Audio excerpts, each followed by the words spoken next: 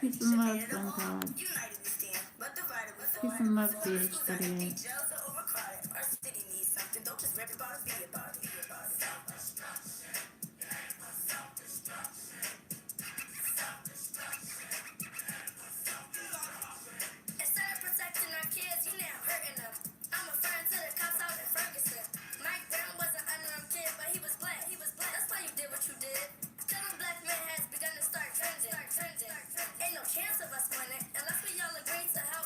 Hey, True Royal.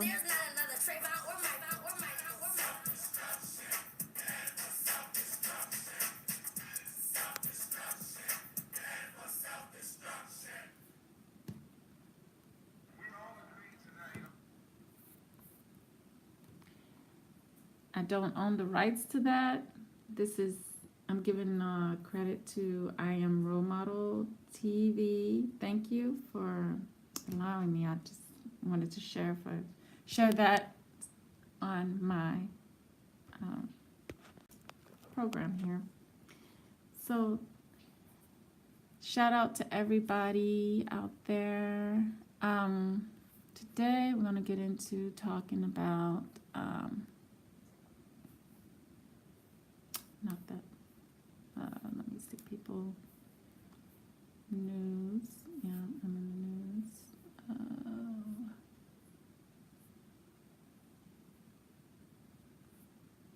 This is another thing that happened in California. I think it is. Just go to the screen. This thing, I thought I had it up. Let me see. Okay. Okay, here we go.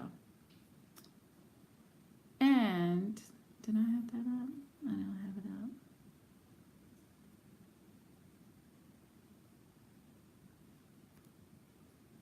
Let me get this here. Also, right click family. Okay.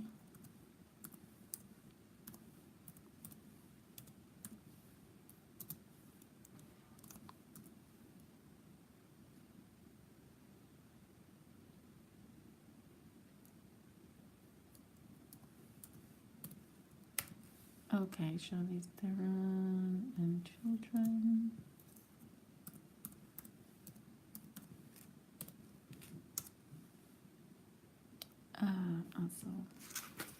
Okay, this is also what I'm going to have to share with you on my phone here. I'll share this first. I'll do with it. Some more pictures here. Get this.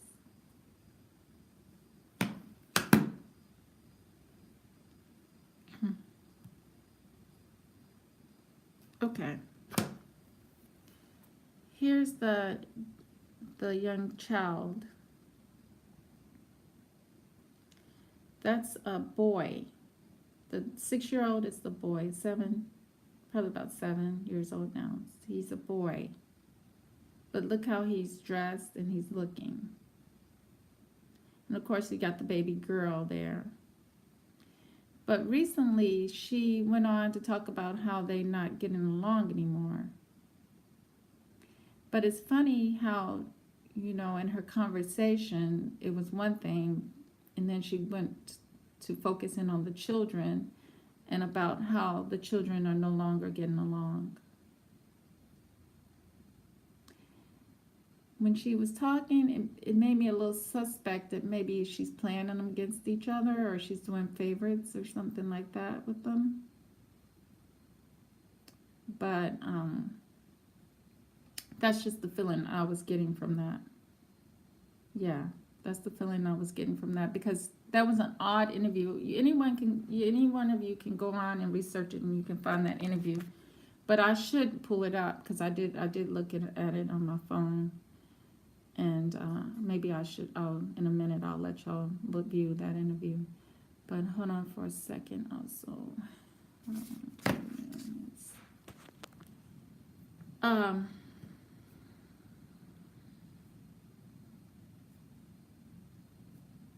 Okay. Let me go over this other thing here. Okay.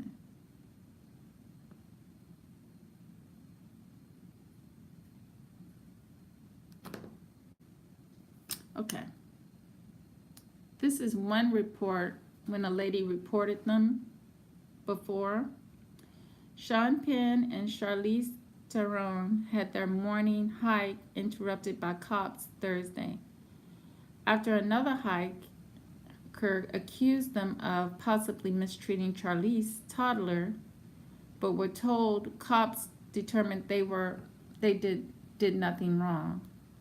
TMZ has learned the incident went down at Vasquez Rocks in Santa Clarita, California. Charlize and Sean were having a sunrise picnic when a female hiker with a camera stopped after she heard Charlize's 2-year-old son, Jackson, screaming in a tantrum. The hiker went towards the child and started filming. We're told Charlize told the woman not to go near Jackson. So the hiker laughed and called the police, the cops, and claimed something bad might have happened to the kid. We're told the deputies quickly determined nothing happened. Jackson was just on a timeout and got really upset, the deputies concluded. The timeout involved no physical contact, so they left and no action will be taken.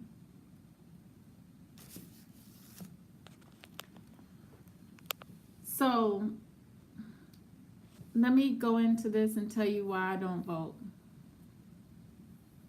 And I wish this could go to different places as far as it could go, but I don't think this video would go far.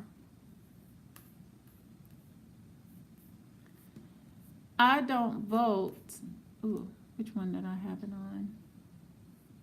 Looking for the little boy. Okay, this one.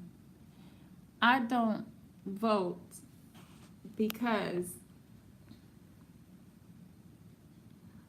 the people that you vote in do not, this is a system, this is a fallible system. There's nothing righteous.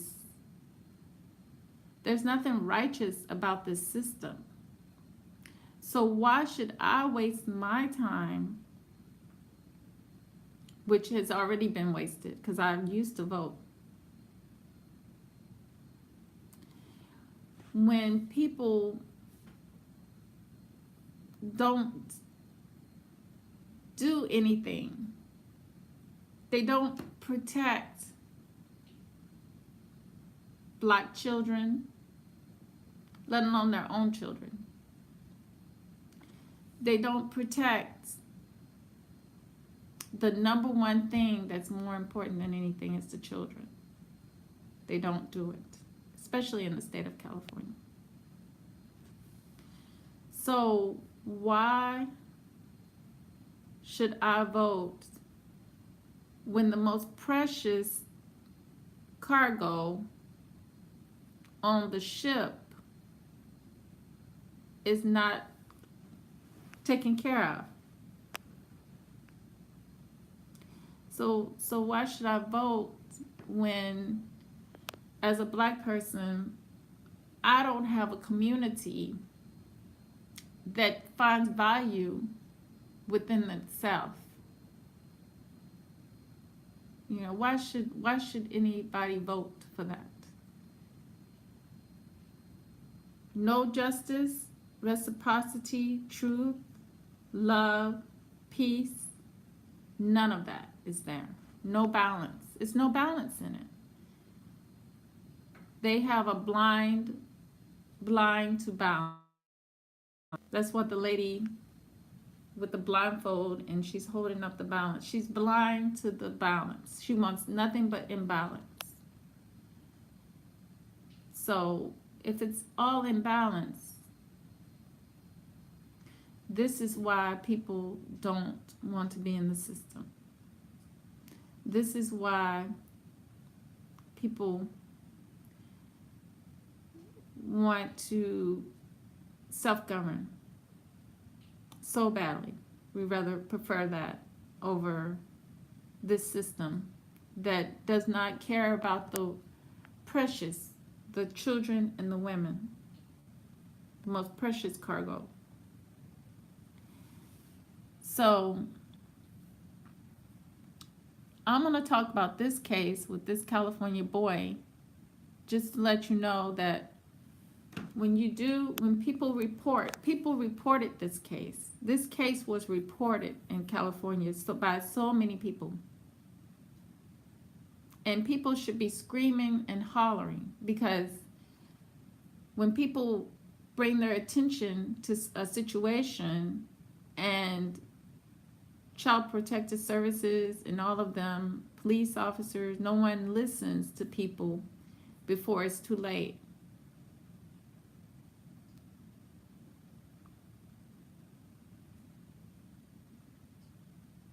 Right, right. You're right, chapter 38. Stop putting our boys in a dress. See, and they don't even take care of their own. They don't even take care of their own. You see, it says California boy 10 who was tortured to death was allegedly forced to wrestle brother while mom watched. Despite logging several calls over a period of more than 2 years, California child welfare workers did nothing.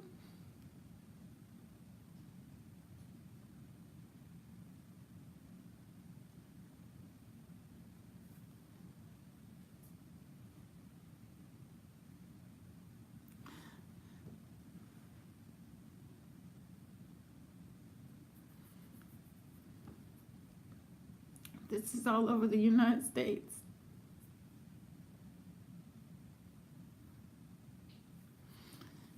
Children,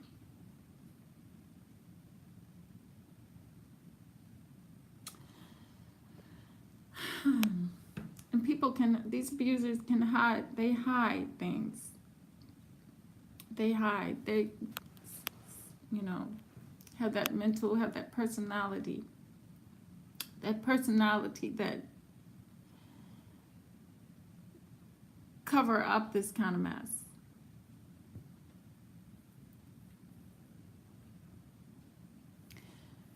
California child welfare workers did not conclude there was any abuse occurring in the home of 10-year-old boy whose mother and stepfather now face accusations. They murdered and tortured him. According to recently released grand jury documents, people that called to report alleged abuse included, because we should never, society should never, if we see something that don't look right and don't feel right, you know, sometimes dizziness, causing us dizziness kicks in, and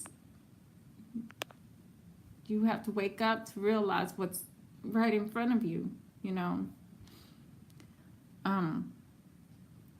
Because I think this society, our whole society is responsible. Our whole society has to not turn a blind eye and be afraid to say something about something they see is wrong when it's wrong, and get it before it's too late. Before it's too late. Okay. According to recently released grand jury documents, people that called to report alleged abuse include a care worker, an assistant principal, and the uncle of the slain boy, 10-year-old Anthony Avalos. According to grand jury transcripts in the case that were made public on Monday, TV stations KNBC, KTTV, WLS, and the Los Angeles Daily News all report. According to the grand jury documents, DCFS said it assigned no fewer than 12 social workers to work with Anthony and his family over a period of 3.5 years. Because 3 years is what they give it. But that there had been no new allegations in the 18 months prior to Anthony's death on June the 21st, 2018, and that the family wasn't even being monitored. And that the family wasn't even being monitored during that period. I want to emphasize on that. And that regardless whether all these people called, and that the family wasn't even being monitored during that period.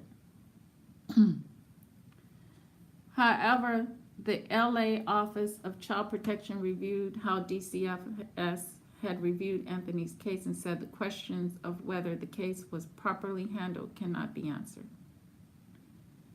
Anthony died after being found unresponsive a day before his death at his family's house in Lancaster, California, outside Los Angeles, where he and his 6 young siblings lived with Anthony's mom, Heather Barron, 29, and her live-in boyfriend, 32-year-old Kareem Leva.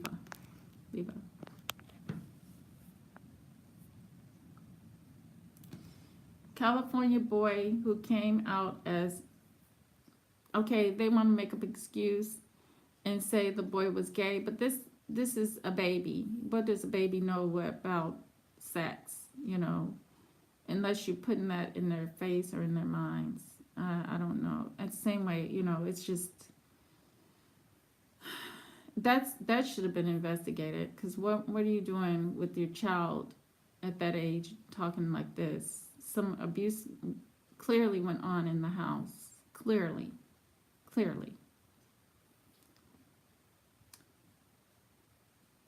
It was Barron who first called 911 on June the 20th to report that Anthony was hurt. She claimed he had been injured in a fall, according to the LA County Sheriff's Department.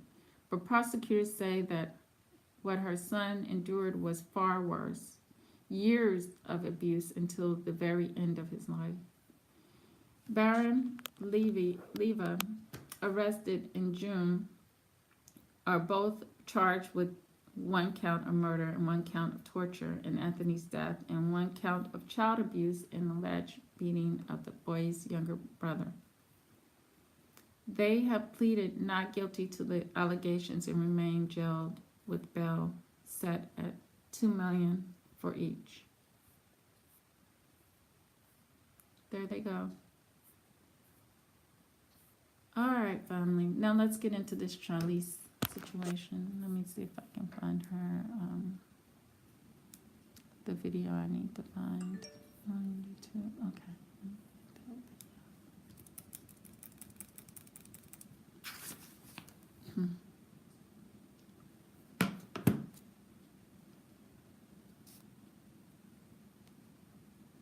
Okay.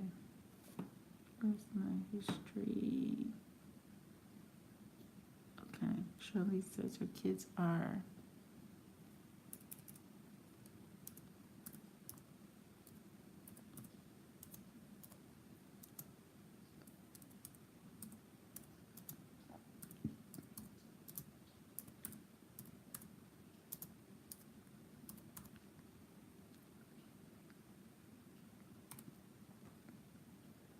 okay, here we go. Charlize Theron stopped by the Ellen Show to talk about her kids and her new movie, Tully, and left with a whole lot more than she bargained for. In keeping with the theme of her latest film project, Charlize plays an overworked mother of 3 who is gifted a night nanny by her brother. The actress shared a funny story about her own 2 kids. Charlize has 6-year-old son Jackson and almost 3-year-old daughter August. While they used to get along when they were younger, they definitely don't anymore. The 42-year-old explains that she used to be brought to tears by how loving they were towards each other and how peaceful it was. Now she is brought to tears because it's like a war in our house every single day. Okay.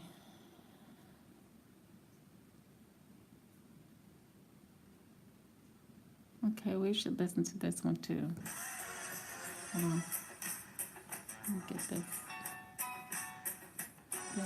So it goes on.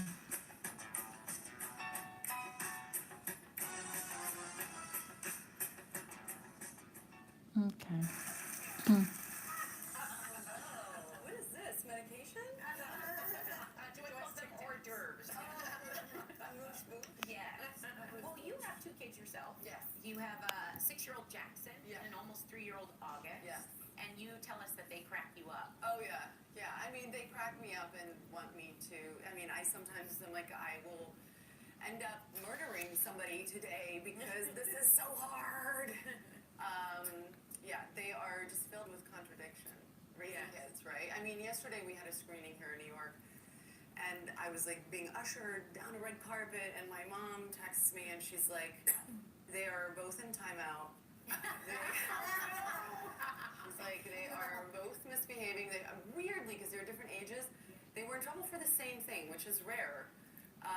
But there was like a serious thing. They were messing around with their seatbelts. And so I FaceTime, and I'm trying to have this very serious conversation with them about you don't mess around with the seatbelts. And they are literally like shooting the macaroni and cheese, like showing me the dog. And all you hear, my mom is hearing, is me going, "August, turn the phone around, turn it." And I am literally asking to usher down a red carpet. Like, I'm like, "August, turn the phone around. This is serious." And my mom's just laughing in the background, and I'm like, I know. She's like, "You better be coming home soon." You have to giggle sometimes. So when it's happening, you see the crazy in it, and you have to not smile. I had a moment. We were doing a little road trip not too long ago, and they were going crazy in the car, and I was losing it in a very like serious way. And I out of the peripheral of my eye, I just caught my mom, tears coming down her face and her body just shaking as she's laughing at me because of my behavior. And those are the things that always put parenthood into perspective. Yes, that's right. Yeah. Just know that we are watching our daughters go through exactly the same thing, and then watching them flip right out. Yeah. And just Yeah. going, see? It's so funny. Now it's funny. When it was happening, it wasn't funny. Yeah. I was like yelling at her. I was like, "It's not funny. Why are you laughing?" And then she laughed more. Yeah, exactly. My mother I know. did the same Yeah. thing to me. Well, you're from South Africa originally, and now you're raising two children of color in this political climate, an era of Black Lives Matter. So how do you approach that as a parent, especially raising a black son? I You took a breath first. Yeah, because I do think it's a serious issue, and I do take it very seriously. And I think, like every parent in the world, I want my kids to be safe, Yeah. and I worry about their safety every day. Yes. I want to know that my kids can go to a school and be safe, Yeah. and I don't think that's too much to ask. No. No. It never was an issue. It didn't used to be an issue when I was growing up. No one ever thought about anything that goes on now. Yeah, I just. That's true. You're right.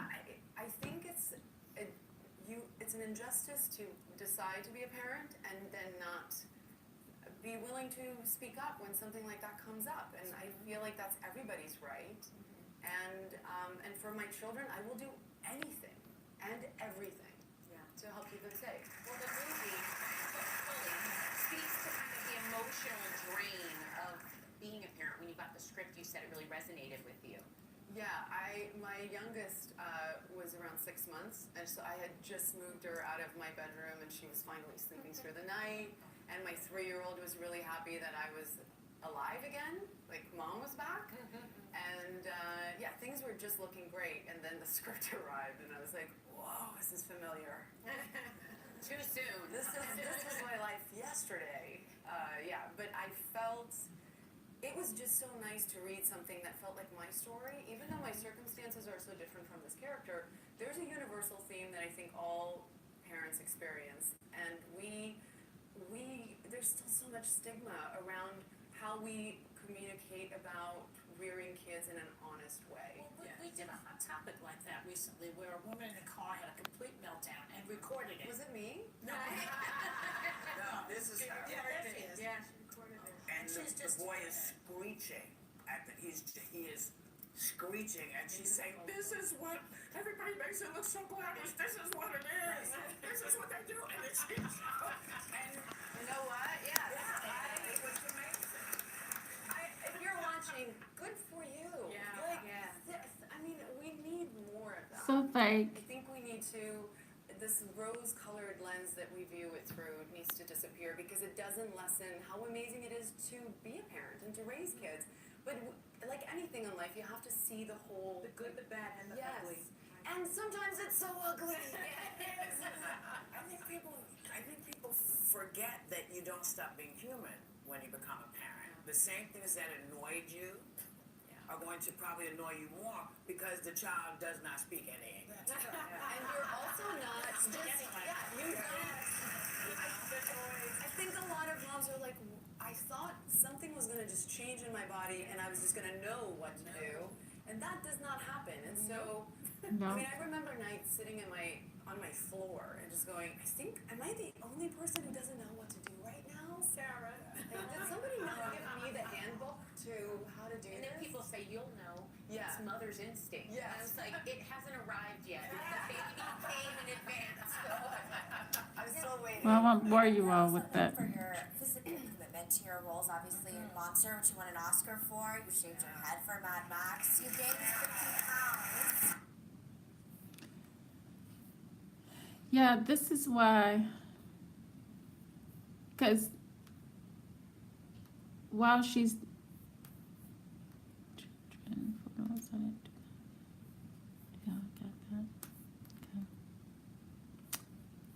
Because no one is speaking up about the children's well-being as far as their mental their mental abilities, how they've been influenced, culture,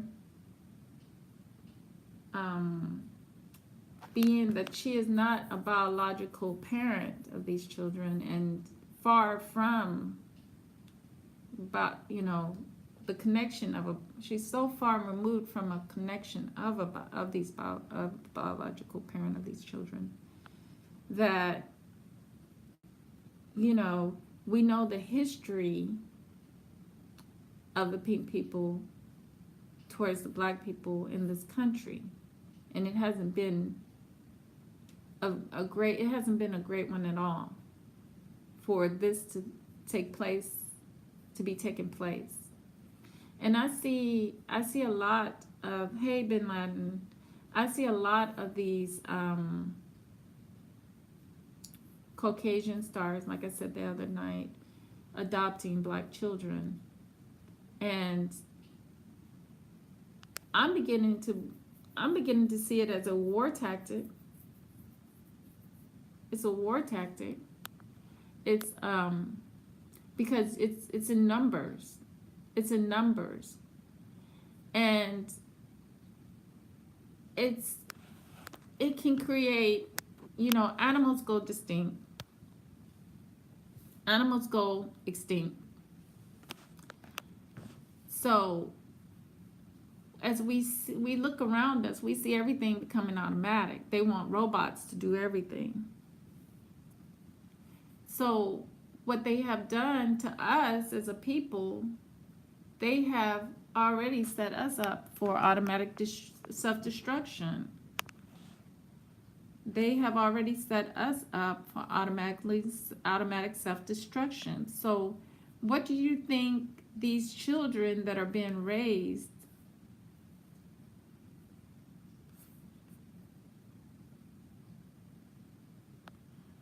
by all these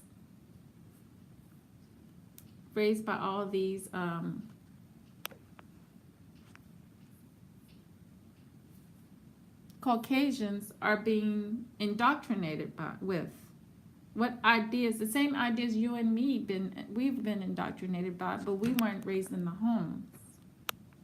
But even worse, because I did have a friend that was in the system, and when I knew her, we were teenagers, and she lived, I think I was in high school, and she lived with a Caucasian woman. And she, I don't know who she lived with before that, but this woman was not married or anything. And she just was like a foster care parent and took in children. So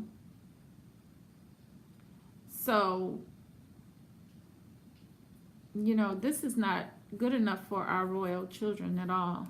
They deserve a chance. They deserve an opportunity to be the best people they can be.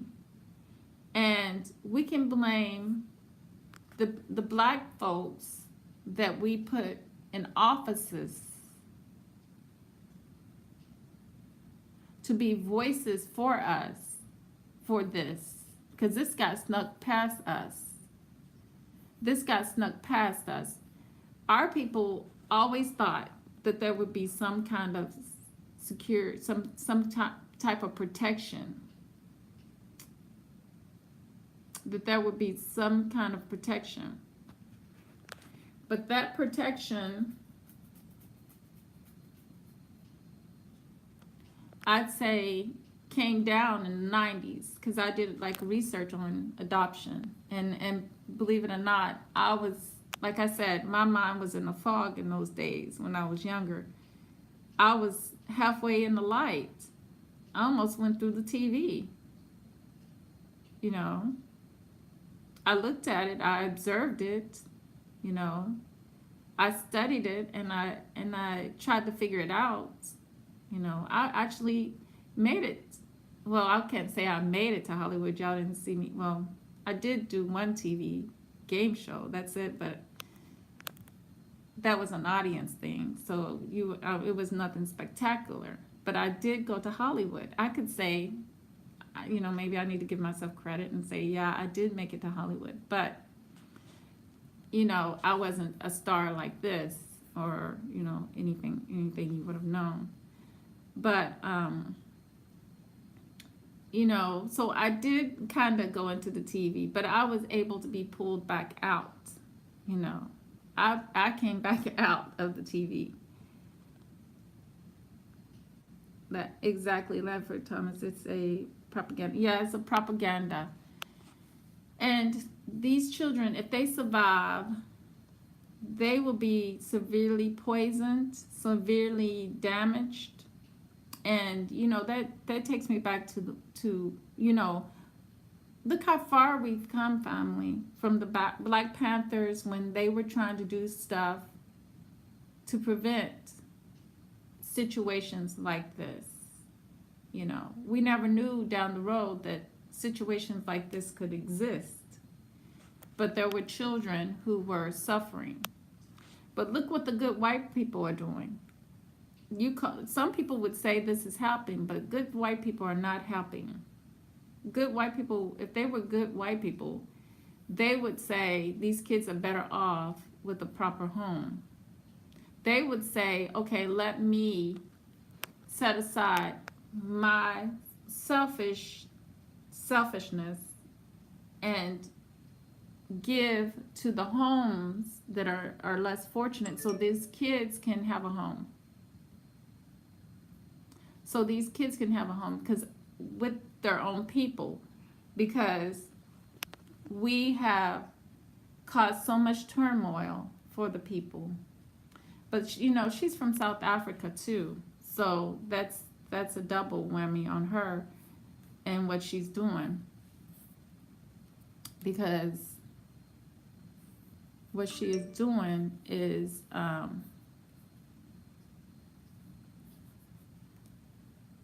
not beneficial in no kind of way for our people and our community. You know what they're doing. You see, and we have people in high places. We have our famous people. You know, they're not saying anything. They're not caring. You know, they're not caring about this little boy's welfare, this little girl's welfare.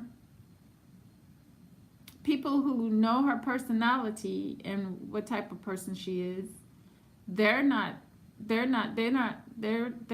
don't hear them out there shouting from their lungs about the situation, bringing attention to the situation so something can be done about it. I don't see people who are Black people who are in high professional places, and they know they see this. Everybody sees this. No one should be turning a blind eye, is what I'm saying. Something should be done about this.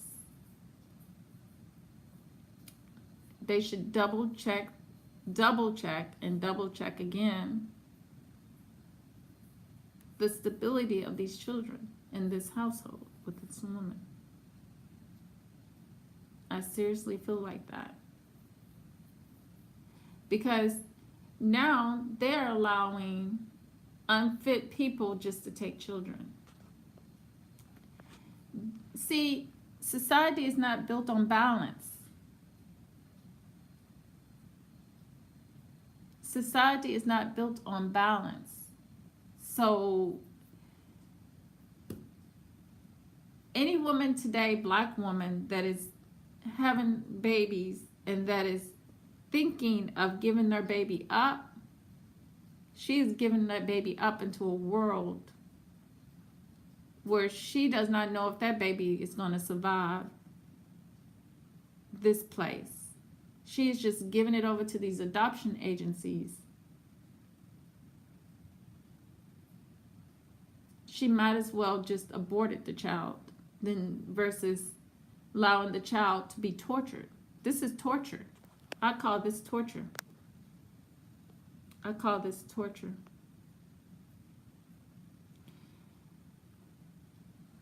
Some people call it, it's, they see something good in it. I don't see nothing. My mind is not that messed up where I'm going to fall into the false light and see something. I don't see anything good about this at all. Because we already went over the story, the mentality of a woman with her own biological son, and she murdered him. And California did nothing when people reported. Hey, Haru Apocalypse. You see, California did nothing. So, what I'm going to do is, I'm just on a campaign for people, as many people, to keep these children safe through saying something, voicing their concerns. Voicing your concern for these babies to ensure that everything is straight with them, that they get the stability they need, the balance they need, that this little boy, hasn't been taken advantage of. Because what does he know about wanting to be like a girl unless someone did something to him, or someone's been talking this in his ears, or she has not provided a boy, or she's on this thought of, well, I want him to be able to explore both sexes, when in reality he's a boy and he needs to do boy things. Because that came up, that used to be an issue back in the day, where some mothers were like concerned for their kids playing girl toys, or the girls playing girl toys only and the boys playing, they had issues with the sex, differences in the toys, or the sex differences in things. But he's a different sex for a purpose.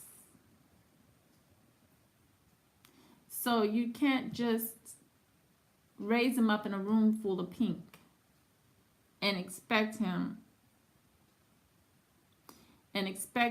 to grow into a balanced being. Right now, he's going through an imbalance, because sometimes I see him dressed as a boy and sometimes he's dressed as a girl. Where is he? He's supposed to be in the middle. He's supposed to be in the middle. He's not supposed to be worried about girl stuff. He's supposed to be focused on his boy and growing into what he is. But the feminine part of him is inside, and that needs to be developed. But you're not developing it from the outside, because the outside is he's a boy. And the inside, he has a balance of his manliness and his feminine, because it was a man and a woman that brought him into this world. that is naturally bestowed in this child. But because his outside environment is causing all this chaos and confusion for him mentally, all his insides are going to be all out of whack. All his insides, his emotional growth is going to be all out of whack, all out of balance. That's not fair. That's not fair. That's not fair, you know. It's not fair to these babies at all. And they deserve to have balance. They deserve to have balance, you know. All these babies deserve balance. And being rich and being famous is not the balance that black children need. It's not. They just need balance in their existence. And it's the most, like Neely Fuller said, when a white woman chooses to be sexually attracted to the black man, is as good as she might as well just give him a gun and allow him to kill himself, because it's over. It's over. And our babies,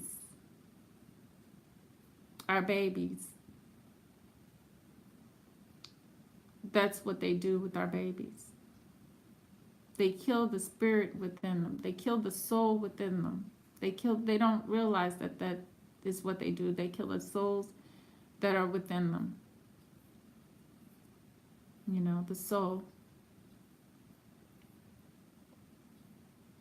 And that's what happens to our black men and our black women. The spirits in it, I'm telling you, there's low-level spirits in relationships. I am one person that struggled just living around them, growing up around them, being influenced. My mind was so warped. I can sit here and explain to you how warped my mind was. I thought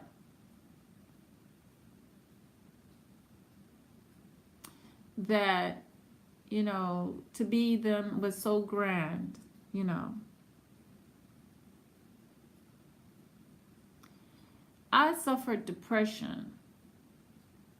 Being in the system, this world, the false light took me through depression. It's depressing. It's very depressing world. That world is depressing. I had to get out of that world. So I got out of it. You know, that's my consciousness. That's my light. That's my awakening. That's my running from these bad low-level spirits. Because when it's linked onto you and you don't know what's going on with you, until you get real true spirituality and you wake up and you see what it's all about, you're lost until then. You're lost and you don't know which way to turn. You see, this is the world that we're allowing these children to endure. That world. But even worse. You see, that's what they don't take in consideration.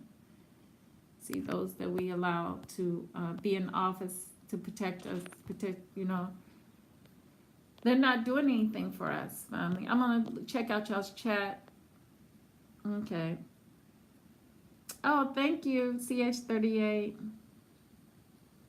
Okay, let me see. And yeah, that's straight up child abuse. Yes, this makes me sick to my core. True Royal, it does. Yes, it's pure evil.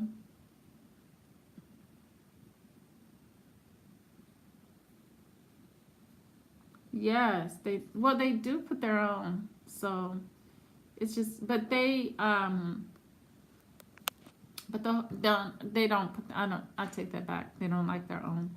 But, this is part of what, what's her name? Was talking about what they wanted to do to the black man, get him before he's, you know, older. And there's no way that a woman this recessive, well, not recessive, because they're not even in our species. So I know a lot of people talk about they're recessive. They're not recessive to us. They're not, Caucasians can be recessive to us because they do not share any biological, genetic, anything. They're not the same species as us. Because they're not the same species as us, they cannot be recessive towards us, recessive when it comes to us. Instead, they're not even nothing compared to us. They're just a whole nother species. It's not, you can't compare recessive and dominant when it comes to them and us. That's what I'm trying to explain. And I know a lot of people tend to say they are recessive, but that's not no comparison with us, you see, because they're not in our species. They would be more recessive to an Asian. They would be recessive to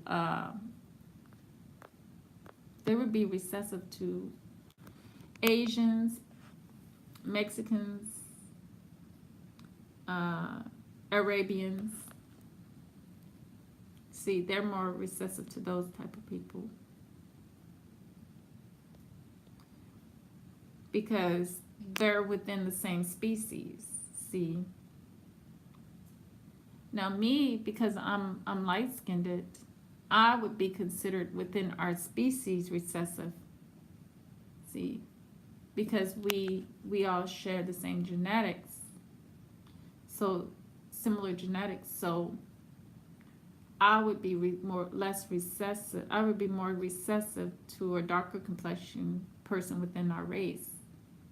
See, within our species, I should say. But let me finish. Okay. Oops. Okay. CH38 says that's okay, Lightbearer, like it says in Revelations 18:5, King James Version, for her sins have reached onto heaven, and God hath remembered her iniquities. Yes.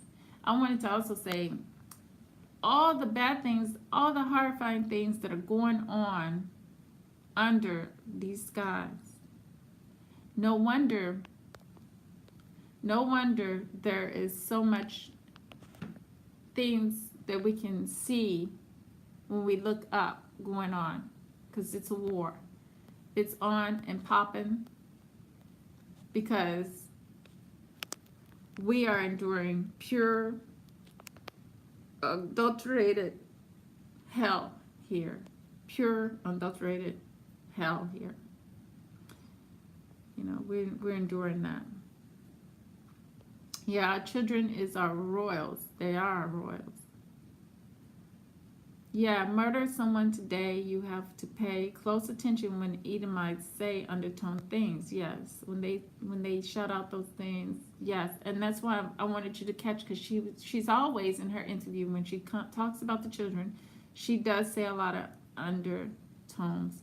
So, like when she was talking about how the children are not getting along, and I immediately keyed onto that because I'm going with bipolar. I'm going with bipolar.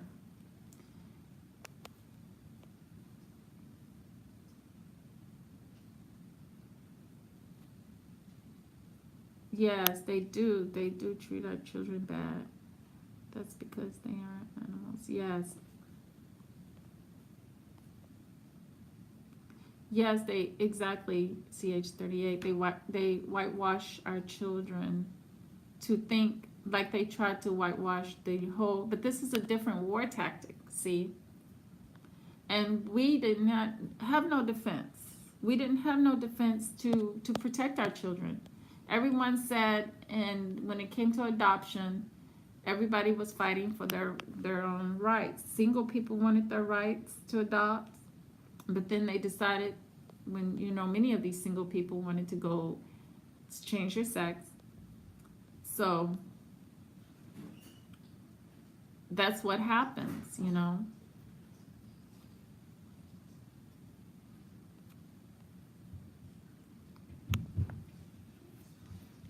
Yeah, they have low birth rates. Yeah, they tell us that. That's why you see a lot of these so-called white people trying to mess with the true royals, because they know it's our turn to rise. Yes, they know it's our turn to rise. Yes, we need to take in our children more, and we need to advocate for more of a community thing as far as helping the mothers that can't take care of their children, because this is a very, very, very horrible thing that our community has to endure right here. It's very, very horrible. Yes, please report. Please look after the safety of these children. Because she did say she's concerned with the safety of the children, but as a parent, you're the one that takes care of that's supposed to take care of the safety of the children. So how can you declare on TV that you're concerned for the safety of your own children, that you're supposed to be safe, keeping safe? Hey, King Wage. Hey, Haru Apocalypse. Well, I gotta get to my kids. They're starting to stampede in my house, so like elephants, like a herd of elephants. So thank you, CH38, Ledford Thomas, True Royal Queen, CH38, okay, Bin Laden, Sun God,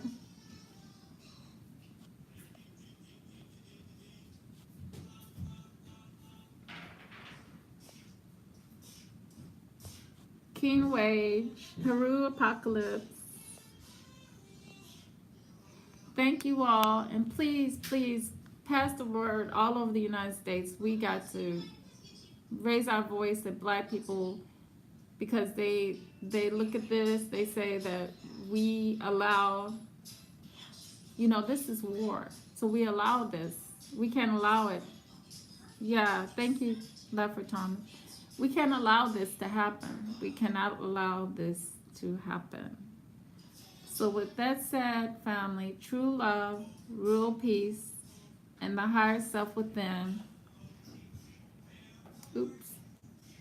the soul, much love, and have great dreams tonight, family. Until next time, peace and love.